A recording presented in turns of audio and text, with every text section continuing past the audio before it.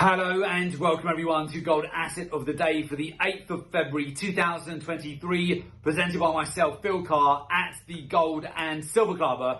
Currently we have palladium prices, they are up 3%. We have platinum prices that have surged over 1%, and alongside that we have oil prices that have surged over 3% in the last 24 hours, climbing back above $77 per barrel. This follows on nicely from our week ahead commodity report, where we saw massive opportunities coming in to the start of this week to capitalize on the recent sell-off that we saw last week, following on from the FOMC statement, the European Central Bank, the Bank of England, and also from Friday's non-farm payroll data. We saw a massive tank to the downside on many commodities, giving you much better opportunities to reload yet again at better prices. So if you've been doing the same that we've done over the month of January, which is banking that windfall amount of profit, particularly on the energies and the metals, then when they do have these massive cascading sell-offs off the back of central bank news items and also off the back of non-farm payroll, you're then able to reload at much better prices. And already we're seeing that slingshot move higher at the beginning of the week. The impulse move with oil prices, they've essentially rallied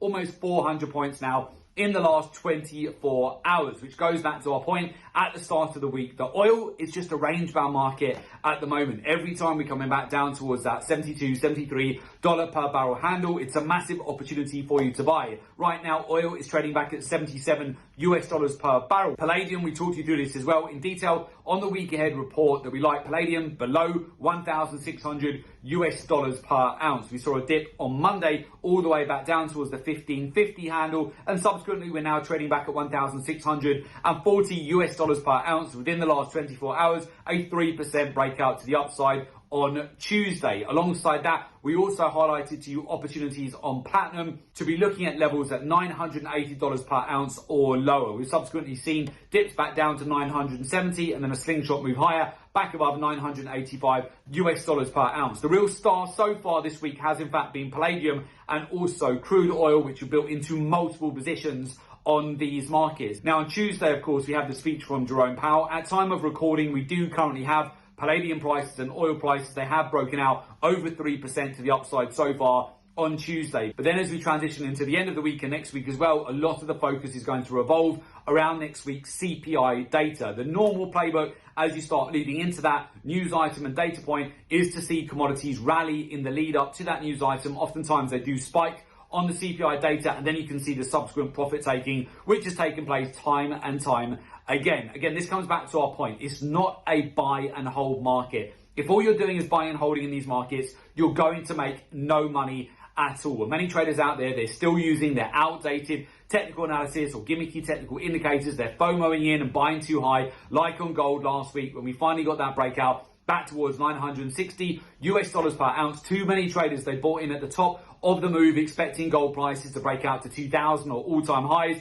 They then get rugged on a 1,000-point move to the downside in just a matter of 2 days. As we stated to you before, at no point have we ever suggested buying gold above $1,800 per ounce. The whole mantra over the whole of November and December was to be buying gold below $1,800 per ounce, which enabled us to bank with our clients in January over 10,000 points profit over multiple trades on gold throughout the month of January. Again, it comes down to utilizing statistics data, market intelligence. Ditch those outdated technical analysis strategies or gimmicky outdated technical indicators. They will not work in these current market conditions. You need to be utilizing data, statistics, market intelligence, further align that with the daily, weekly, monthly, quarterly, real-time data-driven cycles for each commodity. Even better than that, further align that with a daily cycle for each commodity. The precision times of day to be entering into each market. It's the best time of day to be exiting those markets and banking your profits. And alongside that, further align that with the capital flows in the market, the intermarket correlations, the ratios right now. So for example, the platinum to gold ratio is favoring platinum to outperform gold